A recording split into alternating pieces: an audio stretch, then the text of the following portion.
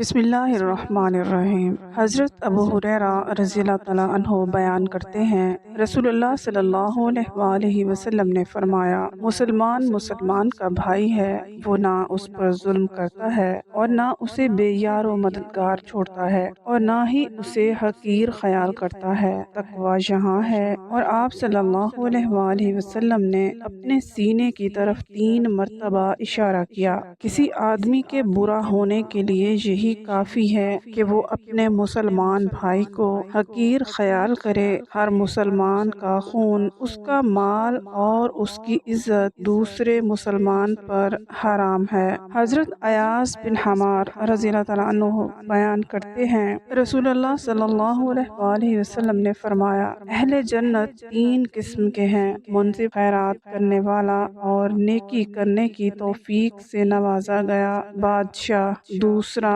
ہر رشتہ دار سے، خصوصاً ہر مسلمان سے عموماً مہربانی اور نرم دلی کے جذبات رکھنے والا شخص۔ اور تیسرا، عیالدار جو کہ حرام چیزوں اور سوال کرنے سے اجتناب کرتا ہے۔ جبکہ جہنمیوں کی 5 اقسام ہیں: وہ ضعیف جس میں عقل نہیں، جس کے ذریعے وہ بری بات سے بچے، وہ لوگ جو تمہارے ماتحت ہیں، جنہیں حلال اہل و عیال اور مال کی خواہش نہیں۔ تیسرا شخص کہ اگر اس کے دل میں کسی معمولی سی چیز کا طمع پیدا ہو تو اس کی خیانت کر لیتا ہے۔ وہ آدمی جو صبح و شام ہر موقع پر تیرے اہل و عیال اور تیرے مال کے بارے میں تجھے دھوکہ کرتا ہے۔ اور آپ نے بخیل یا جھوٹے کا ذکر کیا، اور بد اخلاق جو فحش گو ہو۔ حضرت انس رضی اللہ تعالیٰ عنہ بیان کرتے ہیں، رسول اللہ صلی اللہ علیہ وآلہ وسلم نے فرمایا، اس ذات کی قسم جس کے ہاتھ میں میری جان ہے،